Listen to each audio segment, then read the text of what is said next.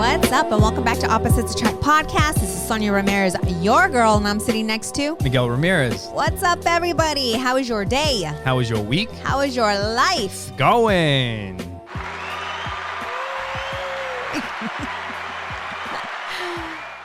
How's that? Love it. Thank you.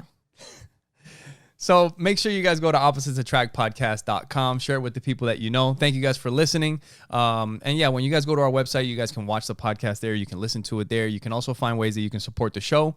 You can find all of our social media, Facebook, Instagram, Twitter, all that stuff. And if you want to find us anywhere, you can. The easiest ways to find us are by searching Opposites Attract Podcast. We'll pop up everywhere. Or our username is usually at Opposite Pod. So if you can find us like that on Twitter, Instagram, and most other places. Yes, TikTok, yes. all that. And if you're familiar with us, don't forget to share, like, subscribe, rate, all that good stuff. Leave us reviews on iTunes, wherever you listen to the podcast, wherever you can leave us a review, a message, a comment, whatever. Spotify, all that stuff. It all helps. Yes. So don't forget to hit the notification bell. Bling, bling, or whatever the hell, however they do it on YouTube. Subscribe here. Here we go. Subscribe here. Somewhere. No. or down here. There. No. You guys got to watch. So I want to talk to all my parents out there because I think that a lot of them can relate to what we're going to share when it comes to parenting.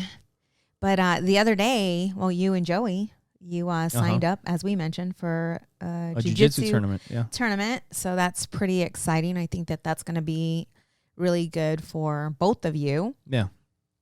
And you've asked him to kind of like support you, and you support him. Have you had that conversation with him? We've both competed in jiu-jitsu tournaments before, but we haven't competed together.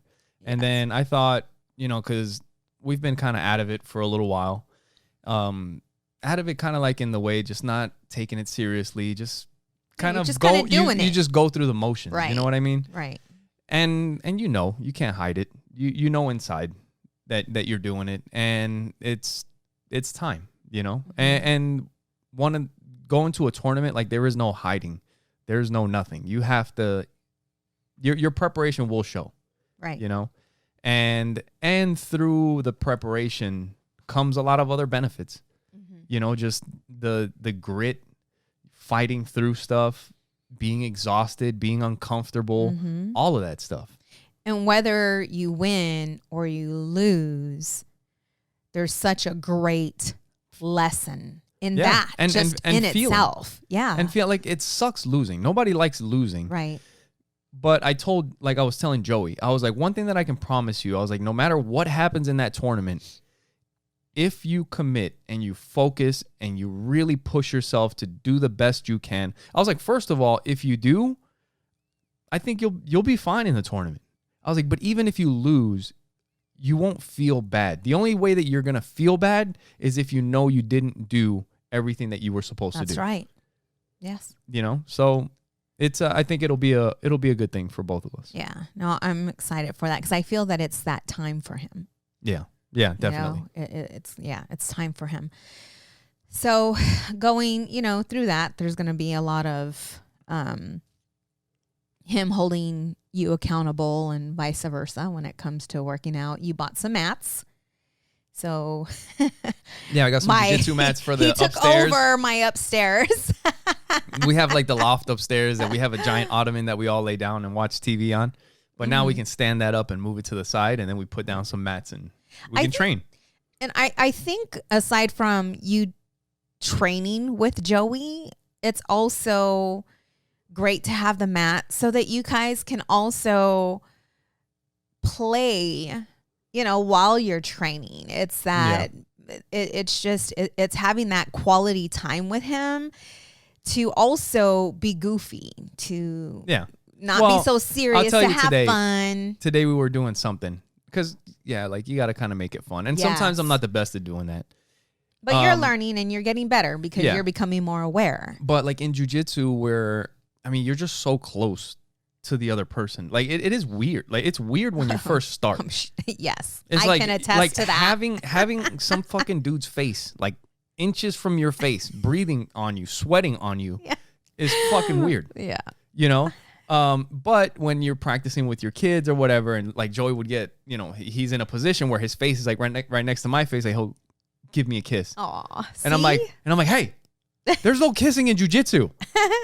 And he'll like hug me and then he'll give me another kiss. Yeah. And then that's like a joke for us now. So Right. so today we were working on some moves and he kind of leans over and he's like smashing me from the top. Like he's like got my legs up and he's putting his weight on me, trying to crush me because that's part of the move. But his head's like right there and he's like giving me a kiss while he's crushing me. And I'm like, hey, there's no kissing in jiu-jitsu. But, you know, it makes it fun. Yeah. You know? And I think that's really important to be able to do that. Yeah. You know, and that's when I see there's times where I'll see like a friend of mine put a post up where they're wrestling, you know, with their son, or even at jujitsu when I would go with you guys and seeing how the dads are Or and coach. the moms. Coach. Yeah. Are you very, see, coach is like everybody's dad with the little kids. He'll pick them up with his feet and flip them around. You know? Right. Yeah. Like I think that's important with everything that you do with your kids. Yeah. You know, just creating that playful space with them, you know, where, you know, in the kitchen, you know, we've talked about this on the podcast, like we'll play music and we'll dance together. You and I will dance together, or the kids now Audrey will dance with Joey, or at least try to get Joey to dance, because Joey is very serious when it comes to certain things. You got to get her to help him out with the dancing. You know, just to laugh at himself, teaching him to laugh at himself and to be okay with being goofy. You don't have to be so serious. I need to talk to him about that, because I was like that when I was little. I didn't want to be dancing in front of people, like, or singing. Nah, none of that. Right. And going backwards, like, you know how Facebook shows you years back on, you know, things that took place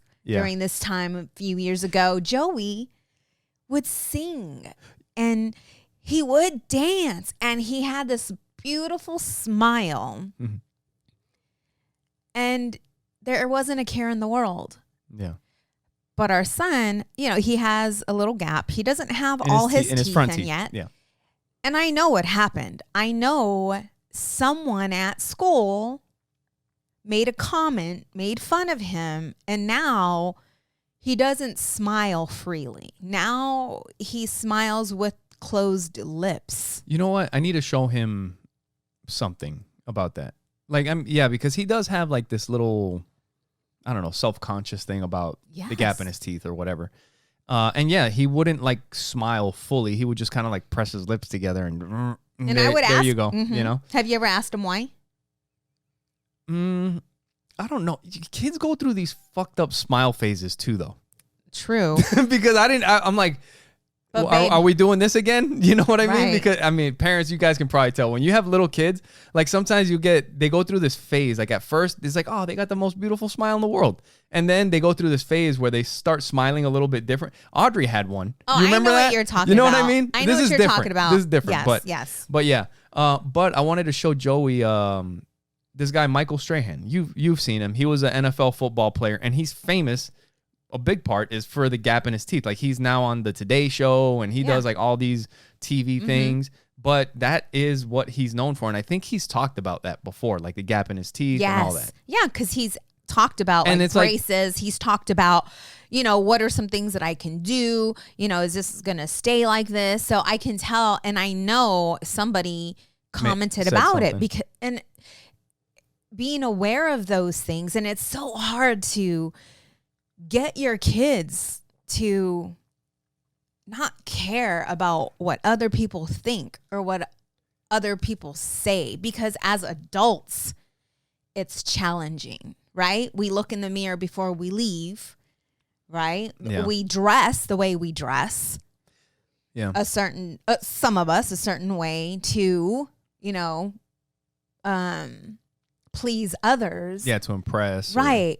And I was talking to Audrey about this same subject. Yeah. Because Audrey, I remember specifically this dress that she wanted from Target. Was it? And it was a blue dress, and it had yeah. these beautiful rainbow wings, and she loved it, and she felt great with it on. And her and her friend even had a performance. We were talking about it the other day. Yeah. Right? And she loved that dress, and her friend had the same dress. Well, her friend's a little bit younger. Yes. And Audrey was kind of going through that phase where she's turning from like a little girl to a little lady. Right? But Audrey, it was Audrey's choice to buy this dress, to get this dress. And she begged me for this dress. And then one day, she wore it to school. And that was the last day she ever wore that dress. Next thing I looked in our donation pile, and that dress was in the donation pile. Yeah. And it's because someone told her that she looked like Rainbow Dash. Yeah. It was like she's like wearing a little kid baby dress. And so that was it. But it's like that's not cool. Could you imagine? Like and this is for us adults, just being able to be. You were kind of worried about that with Joey's shoes, his new shoes that you got him. Exactly. Because they have like a little game control thing on the side. Joey's about to be 11. Yeah. And he's getting, it's kind of like the same thing. They're like right at that age where, that's not cool. You know, like. Right. And he wanted these Skechers that have like the little Nintendo. The joystick remote buttons and all that kind of stuff. It looks like, if you're into gaming and you're a kid, well, today fucking adults would be like, oh, dude, that's cool. I love Nintendo Switch. Fucking 45-year-old dude. Right. But yeah. Yeah, no, exactly. But it was a similar thing. You were kind of worried about that. I was. And I asked him because I saw the shoe and I knew it was a little kid shoe because they didn't make those shoes past the size of 4. Yeah. Which are big kid size. Right. So when Joey saw these shoes, it was like when Adriana saw that dress. And the price, they were expensive. They weren't cheap shoes. Yeah. So I'm like, are you sure, Joey? He's like, I love them. They're super comfortable. And I loved his response when I asked him.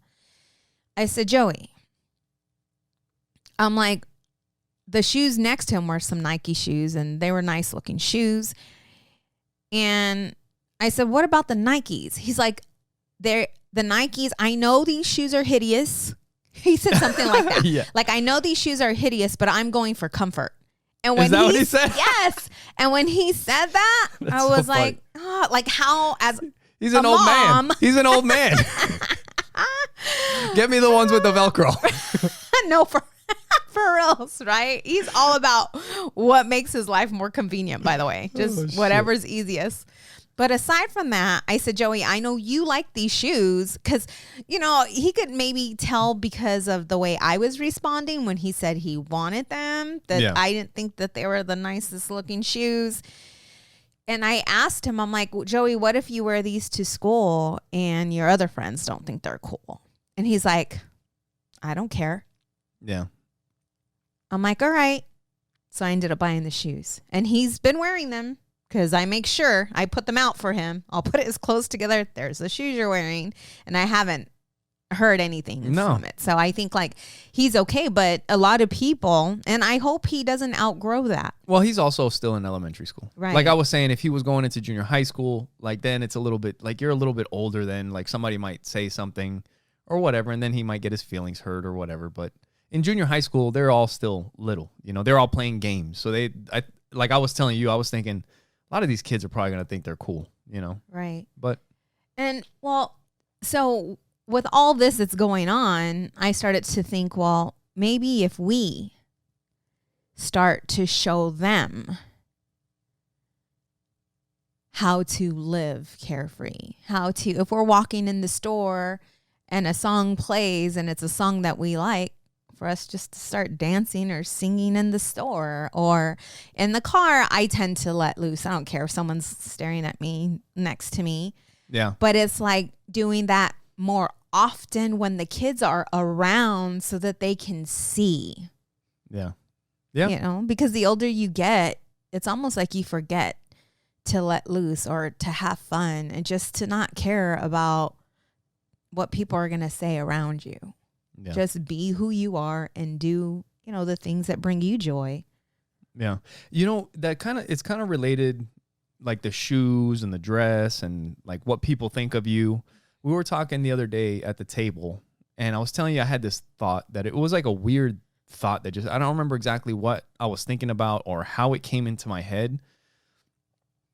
But it must have been because I was thinking of something similar, like what people think and when they see you and like how that affects people. And I was kind of thinking like how I think I would feel like if I was in a fire or if like my face was burned, Yes. And because that's that's what you show the world is your face, and if that is completely, if it's burned, like I was thinking to myself at first, like I don't think, for me personally, the fact that my face looked different, I don't think that would bother me that much.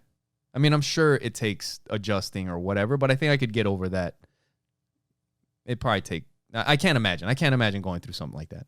You know what I mean? Mm-hmm. But I think the hardest part would be the reactions that you get. Or like I told you, like the staring. I see what you're saying. Because that's a little bit different. You know what I mean? It's not exactly the same, but it was just a thought that kind of came into my head. Like how would I feel?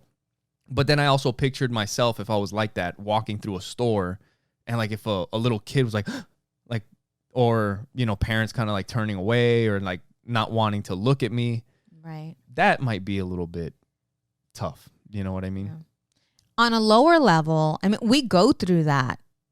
We, like humans, go through that all the time. Yeah. Because I can remember, and even not so much today, because I am happy with who I am today. Yeah. Like inside, I'm happy. Like I love who I am today. I would not go back. Yeah. And I love who I'm becoming. And back in the day, I remember when I would go to LA Fitness like nonstop, right? And I was in the best, shape ever. And then you stop doing what works and you put some pounds on, and people at the gym and they know you. Yeah. Right? And it's like the thought of going back and being heavier and, just kind of like, yeah, it's just like, yeah, I know I've gained weight. You don't have to tell me. I know this. This is something, this is kind of separate. It's related, but not exactly. But it's one of those feel-good things. I was looking at something on Instagram today, and there was a video. It was like one of those little short videos. And it's this guy that's probably 400 plus, maybe 500 pounds. He's a big, maybe not that big, but he's big. Freaking big. Bigger than 300, probably 4, something like that. Yeah. And they're at a trampoline park. And this dude's like bouncing on the trampoline, and then the video goes slow motion, and he starts running, and the dude does like 2 or 3 flip, like he does like a cartwheel, a backflip, and then flips again, and then lands it. But you could see the dude was big, and the internet is not a nice place. You know what I mean? Yes. And I clicked on the comments, and all the comments were just like, dude, he's crushing it. I love seeing it. And it was cool. It was cool to see that. You know what I mean? Because sometimes you look at the comments and it's a fucking disaster. Right. Like people are so mean and so rude. And so, but you know why it was uplifting? You know why, right? Why? Because for people. Because it's love. To see that this man is doing what he feels so freely and doesn't even care that he is 400 pounds and he doesn't care what anyone has to say. He is doing what he and loves. Living. Yeah, exactly. He's enjoying and that's himself. Freeing. And that's freeing. But it feels good also. What was it? Damn it. It was I remember listening to it in a book somewhere. It was about the chemical. Mm-hmm. There's something about when you do something. Damn it, what book was it? But whenever you do something for somebody else, it releases that chemical. I don't know if it's I I don't know, dopamine and Yeah, whatever. yeah. One of We're those. gonna- One of yes. those mood changing Right, chemicals, right. but it makes you feel good when you see it. But when something good happens for somebody else, like it's so powerful that just witnessing it or seeing it happen for somebody else releases it in you. Makes sense. Yeah. Well, they say that the most selfish thing to do is to help somebody else because of that feeling. Exactly. Right. That I remember hearing that too. Like when you do something for somebody else, it's like a selfless thing kind of. But there are people that are also they're addicted to that feeling. And that's a good thing, I guess. Right. You know? Yeah, yeah. But yeah. Crazy. So we were talking about the do you have anything else that you wanted to get into aside from that? In parenting, yes. Yeah. Well, I was just gonna say, like, we were talking about the jiu-jitsu and the tournament. And then here with Audrey, I don't know if you want to get into that with the softball stuff, but so Audrey, she's been doing her softball practice. Like she made the team like we talked about. Now she's been practicing. And then one of my friends from work has like he's a coach on a really good club team. And they have like different ages and all that. And he invited me out because I was telling him that, you know, Audrey's into softball. And he's like, yeah, bring her out. She can come and try out with us. And we were kind of talking about what it takes. And Audrey's talking to the kids on the team while she's out there, you know? So this was yesterday morning we went out and she was practicing. And while she's talking to the girls, she's like, do you guys travel? And she's like, and the girls were like, oh yeah, we've traveled to Oklahoma. We've traveled to Colorado. We've gone to Nevada. We go to California quite a bit. And Audrey's like, oh, that's cool, you know? And we've kind of talked to her about traveling and all of that stuff. And here lately, Audrey's been bringing a lot of stuff that she's like excited about that she wants to do.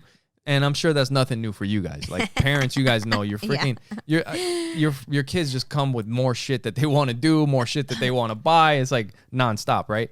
And when we were driving home from the practice, I was telling Audrey because I want her to understand our thought process. And I want her to understand that, I mean, she knows these things aren't free.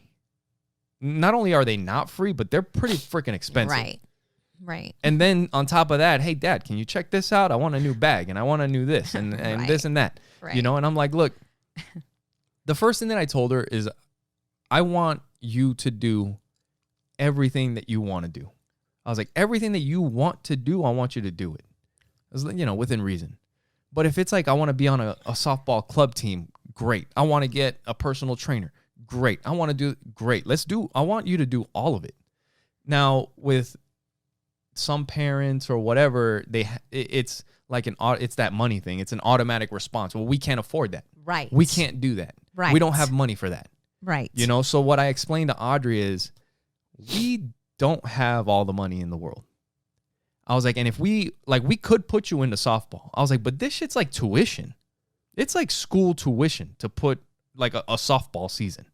It's no bullshit. It's a few thousands, you know? And I was like, we could do that, but if we're not thinking of ways to bring more money in, there's only so many times that like we could do it once or twice and then we're out of money. So whenever you bring stuff to us like this, the first thing that I start thinking, and I'm sure the first thing that your mom starts thinking is, how can we make this happen? Yes. What do we need to cut out? What do we need to adjust? How can we make more money? Yep. How can we make it happen? And I was telling Audrey, you come to me with a lot of stuff. I was like, you need to start thinking of how can we do this? You know, because if you're really passionate and you really want to do it, you're going to have to put in your part too. Because like we're going to do our part. We're going to support. We're going to bust our ass so that the kids can do everything. And the other thing that I told her is that Joey hasn't figured out his thing yet either. You know, he's still at that stage. Like he's super into geology and the crystals and all that. And who knows? That may be the path for him that he ends up like. Maybe he's not into sports. Maybe for him, he's just going to have to do jiu-jitsu because he's got to learn how to defend himself. But sports aren't his thing. And that's okay. Maybe geology is his thing. And then we're going to have to start supporting that. And I'm sure that stuff's not cheap either, going to geology camps. And it's even hard. It's probably more expensive and harder to find. Mm-hmm. You know what I mean? but it doesn't mean that we can't do it. That's the other thing that I explained to her. A lot of people think that they have this mentality that things are impossible. And as soon as I said, I was like, nothing's impossible. And she's like, can I be a dragon? Of course. I was like, yeah, okay. I was like, all right, some things are impossible. Can I be a dragon? Yeah. So I was like, all right, that you're not going to do. I was like, but there are so many things that people are like, that's impossible. You can't do that. That can't be done. And you know what? People do stuff. Mm-hmm. People do it for the first time, and then a bunch of people start doing it after. You know, Tony Hawk, the pro skater, if you look up, I don't know if it's like the 720, like the amount of revolutions or times that you can turn in the air with a skateboard or whatever. People used to say like physically, with the laws of physics, like you can't do it. And he fucking did it. And once he did it, a bunch of people did it. I think it's also Roger Bannister. I think he was the one that ran. They used to say like you can't run a mile in under 4 minutes because like your heart will explode. Like you'll just die. Roger Bannister, I think he was the first one to break that record. And then people started breaking it after. But it was impossible until then. You know what I mean? It just took somebody that didn't think that it was impossible. I can do that. Right. And I was telling her that, you know, if you're passionate, if you really want to do something, we just got to figure out how to make it happen. It's just a different mentality. That is where you and I are changing the way we were raised. Yeah. Because first of all, I wouldn't even ask, you know, for certain things because I knew that the response I was going to get is we don't have the money for that. A lot of times it was like, if I want to do something, I'm going to have to figure out how to do it myself. Right. Or, you know, money doesn't grow on trees. I mean, that was a famous saying in our house.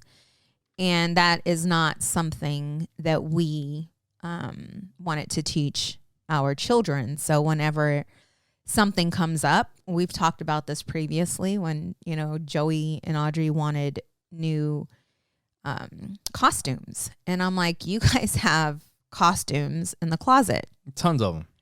And so if you want new costumes, you can get new costumes. You just have to figure out a way to make the money. And they did. Of course, we had to help them because they wanted to bake cookies and I didn't want them to burn my kitchen down because they were a lot younger. Yeah. And you helped them bake cookies and they ended up making $90, you know, in a couple of hours. And so it's like, it's just helping them to become creative. They made 30 after we took our cut.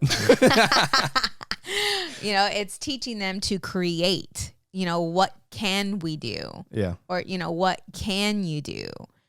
You know, to get whatever it is that you want. It's getting them to think. Yeah, it's getting them to think of a solution. That's what it is. It's the changing the I can't, we can't, to how can we, how can I? Right. You know? Yeah. There's so many. Someone put a post up. What are you grateful for today?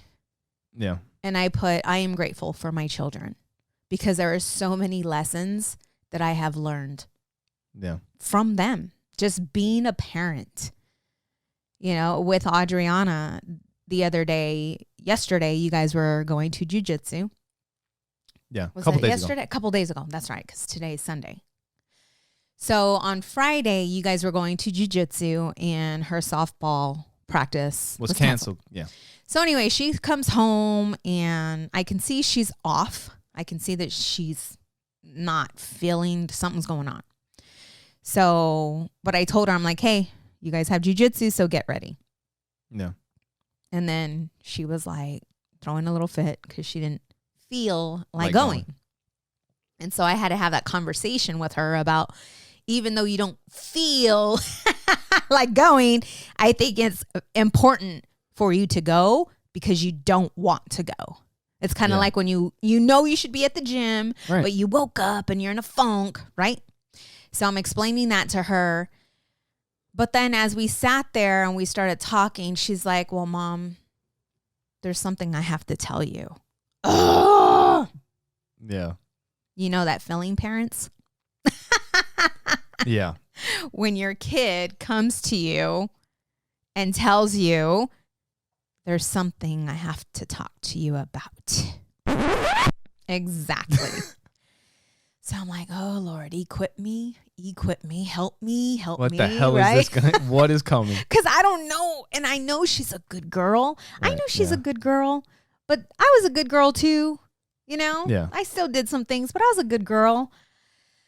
So she takes me in her room and we're sitting down on her bed.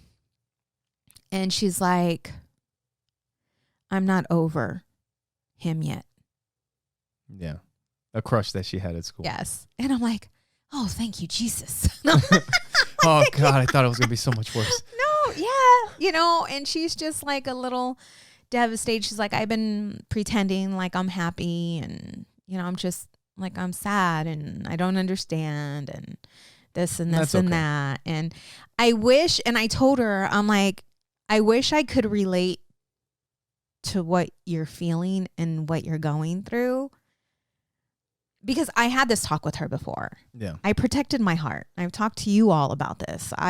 Because of the way I grew up and events that happened, I was very protective of my heart. So I was never that little girl that got her heart crushed. I was breaking the hearts. Yeah. You know, and I was just real with her. And I said, I wish I could, relate to how you're feeling.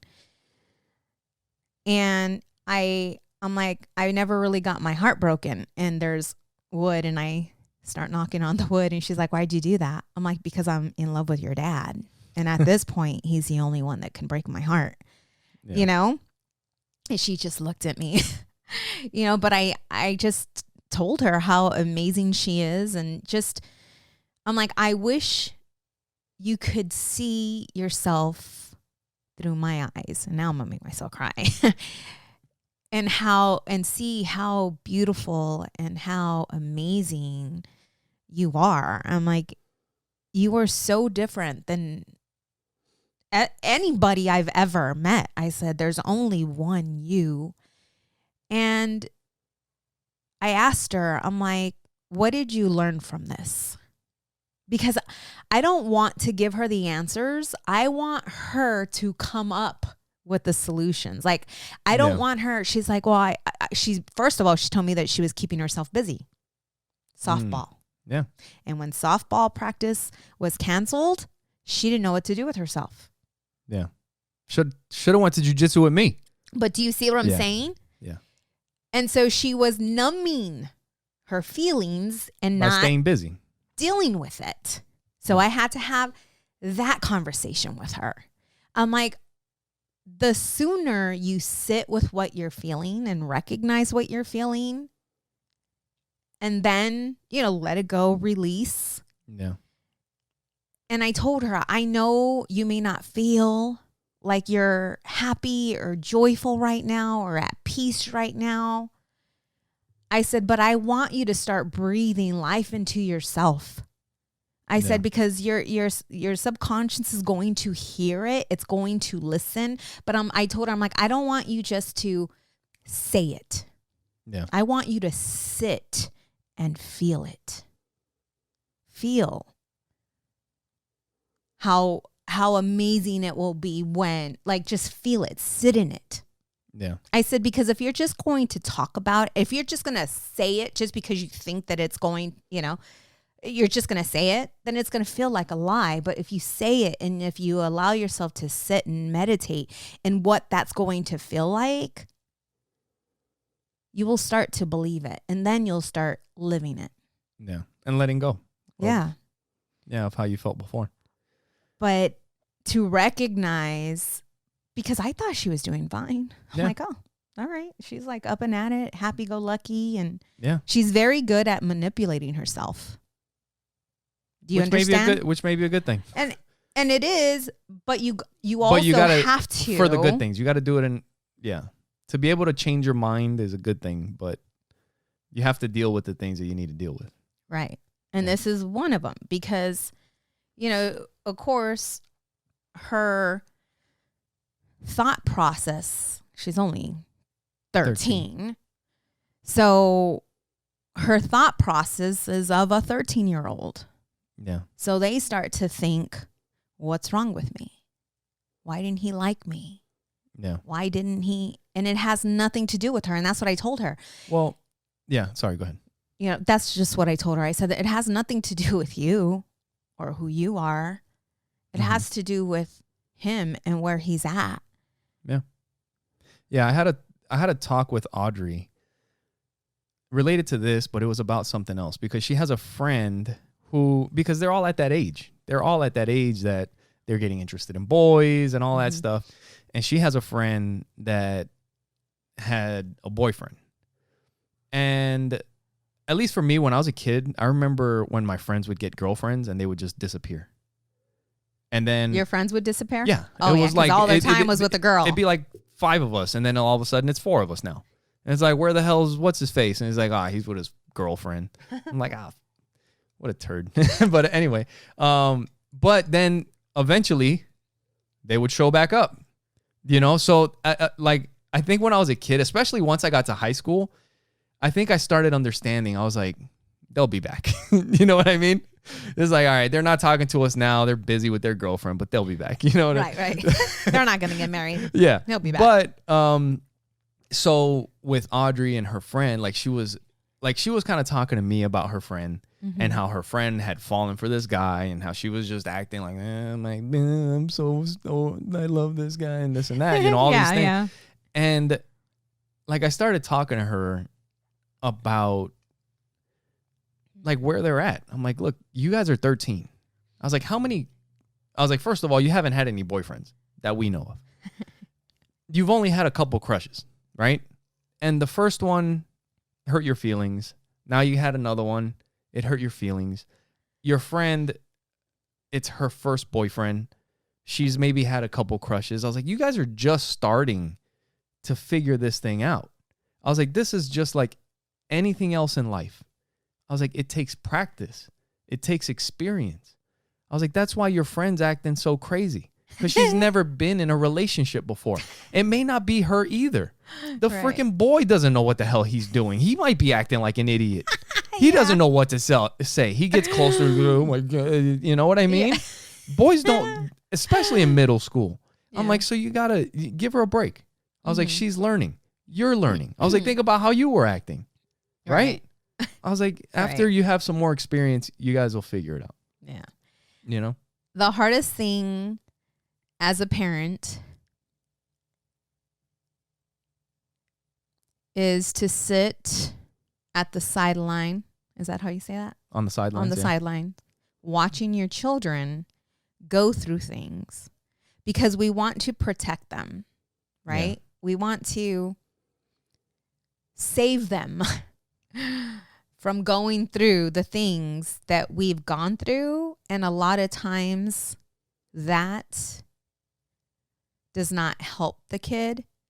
It hurts the kid. Yeah. You understand? Yeah. You know, it's like, okay, well, I can't prevent her from having a broken. I could talk to her about, and she told me, she's like, Mom, why can't I be more like you? And I told her, baby, I'm like, because you were made from love. I said, your daddy and I, we love each other. We're in love, and you were made from love. Yeah. And that's why you love so hard. Because we are leading in our family, and they see us, they see our relationship, they see how affectionate we are. Yeah. She's not going to want anything less. Daddy opens the door for my mommy. Yeah. You know, Daddy, you spoil me. You know, Daddy spoil. They see everything. Yeah. From when, you know, you making me coffee, you serving me coffee, you taking the car to get gas in it, you taking the car to get washed, all these things, you know, and you are leading by example, and she's not going to want anything less. There's some high standards there for whoever. Yeah. I mean, they know what a family's supposed to be like. Exactly. I didn't. Right. I knew what I didn't want. And I told her, I'd rather you love. I'm like, because I can't imagine if your dad, like if I've never got to experience what true love feels like. Like to not be able to know what true love feels like, to never, and to die without ever feeling that. That's I wouldn't want. It's hard to imagine for anyone, right? You know, and there are so many people that are in these relationships that they shouldn't be in, but they're in these relationships because they're comfortable and because it's familiar. We were watching that video with the CIA guy. Remember? He was talking about the one thing that there's a YouTube video that we were watching together with this guy, Lex Friedman, and he was interviewing a CIA spy. Oh, that's Andrew right. Bustamante was his name. And he was asking him, like, what is something that has surprised you that you've learned over your time being a spy? And this dude's traveled all over the world, disguised in different places, and dealt with all kinds of people, like people that are in hiding, like all this stuff. And he said that the one thing in the world that surprised him was people's need for connection. He said, even if it's somebody that you don't like, people would rather be around somebody that they don't like than to being be alone. That's powerful. I mean, it is. It's powerful. And it doesn't matter the culture, right, where you're from, if it's a big city, if it's a tribe, like that is just what people long for, human connection. That's what he was saying. Right. But knowing, you know, like when you're in a relationship and it's an unhealthy relationship, you know it. Like you feel it. Yeah. You know it. Yeah. You know, there's no, I don't know, counseling, therapy. I don't know. I'm talking about if it's an abusive, like if it's really not a good relationship, if you're being abused physically, I think mentally, if there's some stuff like, you know. Yeah, if you've been beat down mentally, I don't know. Right. I don't know. That's where I'm going. Because Yeah. I do feel with him in my heart that you can save a relation. Like you can, I feel that I can save relationships. Like I feel like I can help people find that love that they once had. Yeah. You know, aside from if there's a chemical imbalance, like aside from, I'm talking about, you know, just mental and physical abuse. Right. You know, I still feel that person can get help, but in that relationship, you know what you have to do. Yeah. Right. But most people, again, are just so used to just being with that individual and being treated a certain way that they never get out and they never get to really feel what true love feels like. Yeah. You know, and it's not that it's perfect. It's not that it's perfect. I think with us, what has really bonded us is that we have gone through so many challenges together that we've been able to overcome. Yeah. Right? The things that got us to where we are today, the challenges didn't separate us. They brought us closer together. And when you have those wins together, it bonds. I think that's where the bond comes into place. Who has the strongest bonds? There is one group specifically that I can think about that have bonds that are unbreakable, like to the death. And that's combat. You know, people in the military have that, but if you go to combat together with somebody, there is a bond there that is unbreakable. And it's probably part of that. Like you're just with your people. You may not even like each other, but they're your people. But the shit that you go through brings you so close together. And it's also something that nobody else can understand. Nobody else can understand the shit that you and I have been through. Only me and you. Just like for them in combat. You can try to imagine what that's like, but you'll never really understand what that's like. Right. And that's why their bond is like that.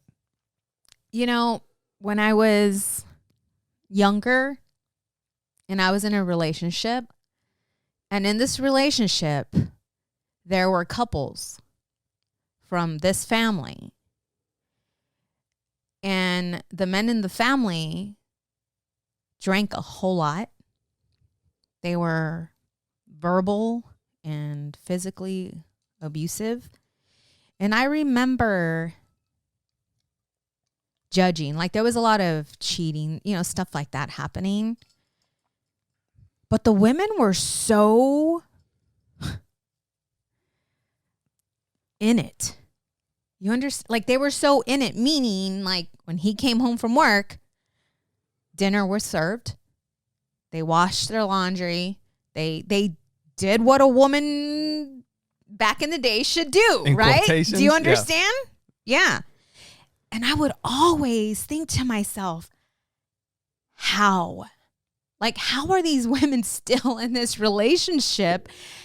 And so almost like obedient. Yeah. I just could never understand that. Yeah.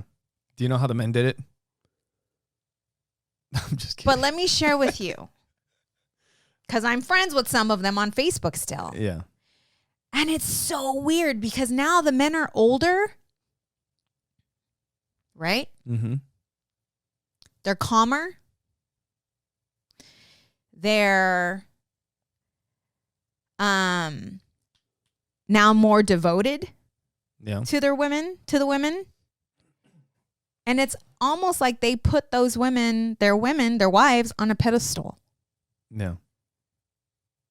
Because now they're at this age where they're done with all the cheating. They're done with all the playing. Mm-hmm. And this is what I'm thinking. And they look at the woman sitting next to them and they realize all the shit that they put her through. And she's still standing. Like she is still there. Yeah. And they're now finally living happy together. Isn't that crazy? Yeah. Yeah. And I'm like, dang. I'm like, I don't know if I wouldn't have stuck in the way they did. Yeah. Yeah. It's crazy. Yeah. Make sure you guys go to oppositesattractpodcast.com. We should have did this a little bit ago. But yeah, when you guys go there, you guys can share it with your friends. You guys can find all of our social media there. You can find ways that you can support the show. If you click on the support the show tab, or if you're on your phone and hit the menu button, you'll see the support the show tab. That'll take you to our Amazon link. Anything that you purchase through that link will help out the show. They'll give us a little kickback whenever you guys buy stuff there. So the easiest way to do it is if you just go on your Amazon app, do your shopping, and put everything in your cart. And then if you go to our website, oppositesattractpodcast.com, click on that tab, click on the Amazon link, and just check out, and that'll help us out. And also, when you click on that support the show tab, you'll see a link to Trust Inc. And Trust Inc. is? We are a nationwide mobile notary and signing agency. So if you are in the process of refinancing, selling, or purchasing, you can request Trust Inc. to be your signing agency. And you can go to Trust Inc. directly by going to trustinkusa.com. We're also affiliates with Pinwheel, which is the best smartphone available out there for kids. It has GPS tracking. It has call logging, text message logs, so you can see all the calls, all the text messages. You approve all the contacts that go into the phone, so you know exactly who your kids are talking to, which is something that is a huge peace of mind, like knowing exactly who they're talking to, because you just don't know. Right. And not only that, but being able to monitor, because when you don't know, you also don't want to be like overbearing. You know, be like, no, you can only talk to your cousins and that's it. Right. You know what I mean? Your mama and your daddy. Your brother, your cousins, fucking nobody else, you know? But it's like, all right, they're in middle school. They got friends. Like, what's the point of the phone if you can't talk to your friends? True. You know? Yep. But we don't know these kids and they might be crazy, you know? And we hope that our kids can, you know, judge a little bit better. But it's nice to be able to see everything that's happening. It has GPS tracking. We talked about how Audrey had gone to a softball camp in New York, and I pulled up her GPS location, and it showed her on the softball field. Right. You know, so it was super cool. Well, the other day I was asking you when practice was canceled. You're like, oh, she's sitting on the bleachers. I'm like, shut the hell up. And I'm like, look, check it out. And it showed the field, the track, and where she was at on the bleachers. Yeah. So, yeah, if you guys want to learn more, if you want 10% off, you can go to pinwheel.com and use promo code OAPTEN all together, all in caps, and that'll get you 10% off of a Pinwheel phone. And we also have Buy Me a Coffee. Buy Me a Coffee. So if you guys would like to support the show and help us out a bit by buying us a coffee, you can go to buymeacoffee.com/oppositepod. Excellent. And that's kind of like buying us a virtual coffee. If we're at a coffee shop and you wanted to buy us a coffee, or, you know, we would get you guys a coffee and we can talk and catch up. If you guys want to do that, you can do it at buymeacoffee.com/oppositepod. And also next week, we're going to have Tim Kellis on the show. Oh, yes. So make sure you guys check that out. Tim Kellis has been featured, on NBC, MSNBC. Mm-hmm. He's been on all kinds of shows. Yes. He's got a huge Facebook group. The group is called the Marriage Support Group, and he's also the author of Equality, The Quest for a Happy Marriage. So we'll be talking to him. We're excited to talk to him next week. Make sure you guys check that out. Yes, yes. So real quick, I wanted to mention something. I was talking to Audrey, who's coming downstairs right now when she's not supposed to. She's supposed to be up in her room. What are you doing? Water. Supposed to be locked in their dungeon Our poor kids want water. while we're recording the podcast. No, I was talking to her about like practicing, because obviously she's super into softball, and same thing with Joey, and like training. Well, there's a couple things, but training, and like you were saying, you got to make it fun. Mm-hmm. But there's also a time Right. when there is no fucking around. Mm-hmm. Like, I am going to buckle down. Mm-hmm. This is going to suck, but I'm going to give it everything I've got. Mm-hmm. And I was telling her that when you do that consistently and things start to become second nature, there is something that can happen that I think I was trying to think about, like, if I've ever felt something like that. And I think I have, maybe playing football, maybe in jiu-jitsu a little bit. But the thing is that you have to be so, like, focused, where you get into what's called like a state of flow. And I was telling her, because I was watching her practicing, right? And they were hitting like grounders or whatever. And she said that one of them came towards her and it took a hop or something happened and she missed it. And I told her, I was like, look, if you really dedicate yourself, there's going to be times where you can see the ball coming and you'll be able to see the laces on the softball, because everything will start to slow down. The ball will make a hop and you'll see it make a hop, and you will adjust and still catch it. There will be nothing that happens that you will not be able to react to and capitalize on.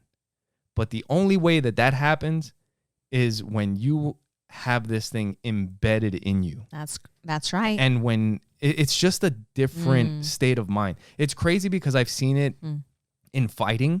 Like, you know, like you guys that listen to the show, you know, I'm into fighting, boxing, jiu-jitsu, MMA, like any type of combat sports. Like I like it.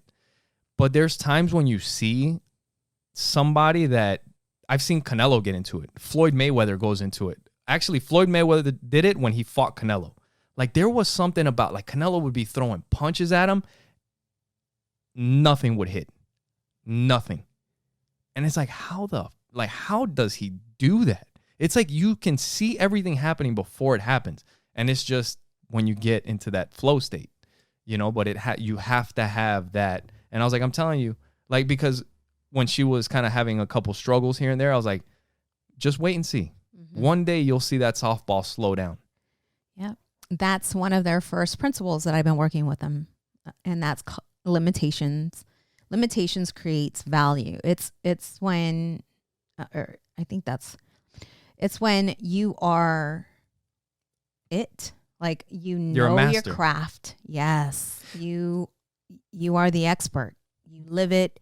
You breathe it. You are it.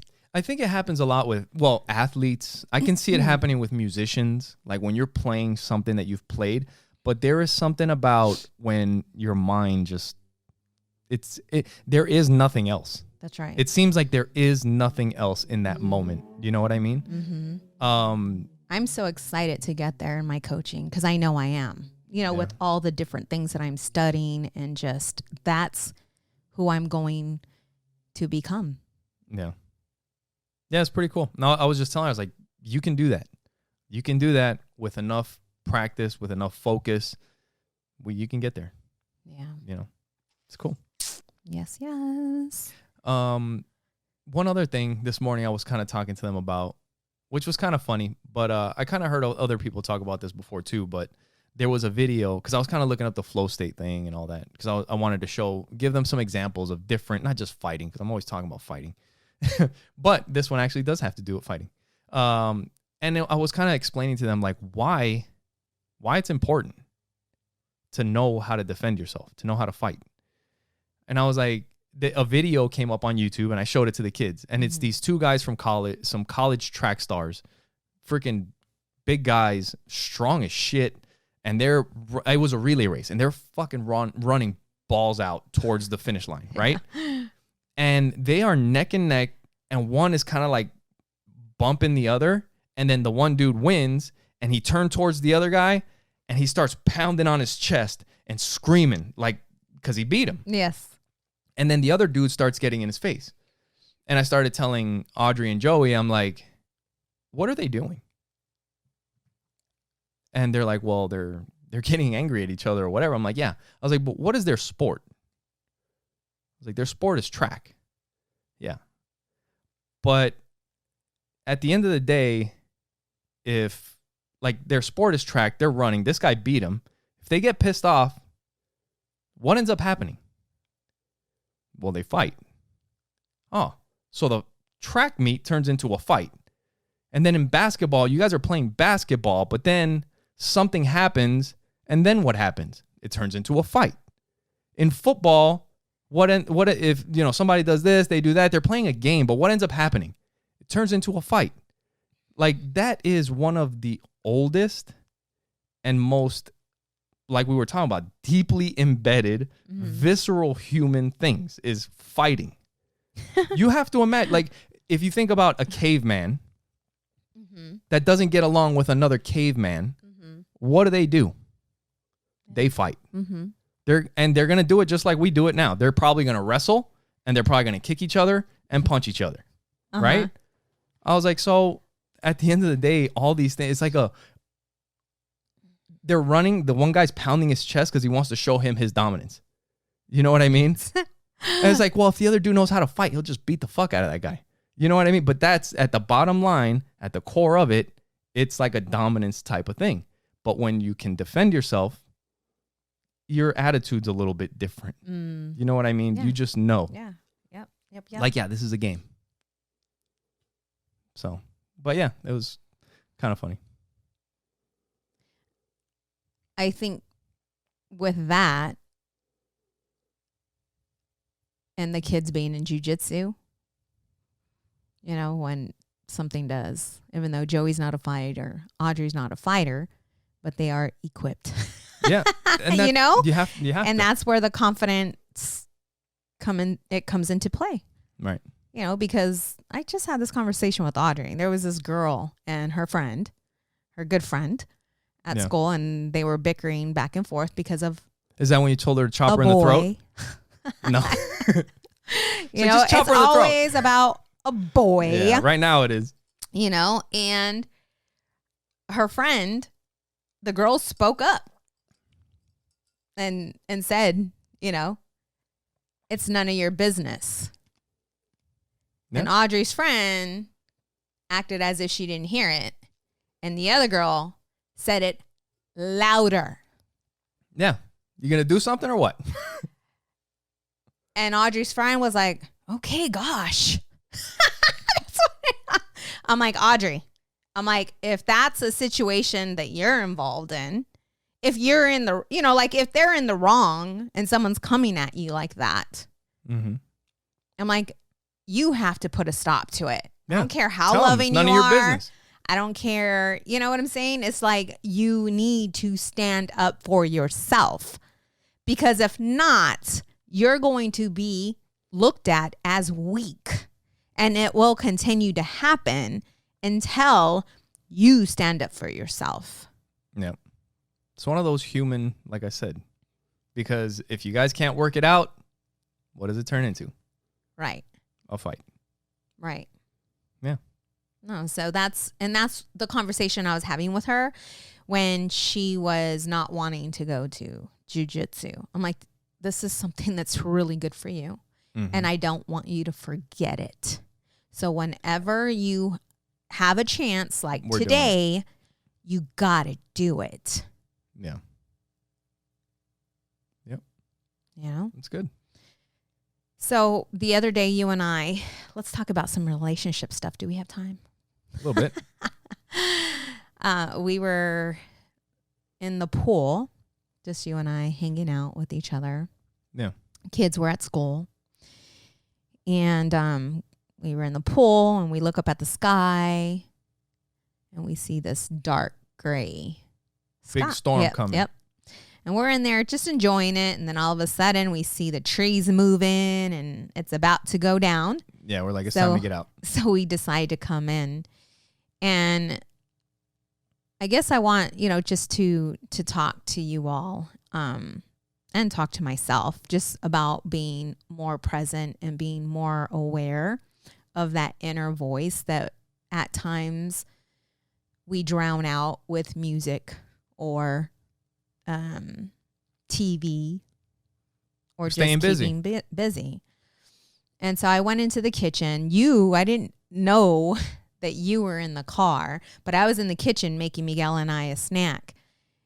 And then I hear the storm. Oh, the storm hit. And it is pouring, you guys. Like it is. This was on Friday for you guys out here in Arizona. And while after I make our snack, it's like I hear that little voice, let's go play in the rain. Yeah. And I was like, okay. And I couldn't remember. I went outside and I didn't know you were in the car, but I went out there and I was just being, like with myself, just being in the moment.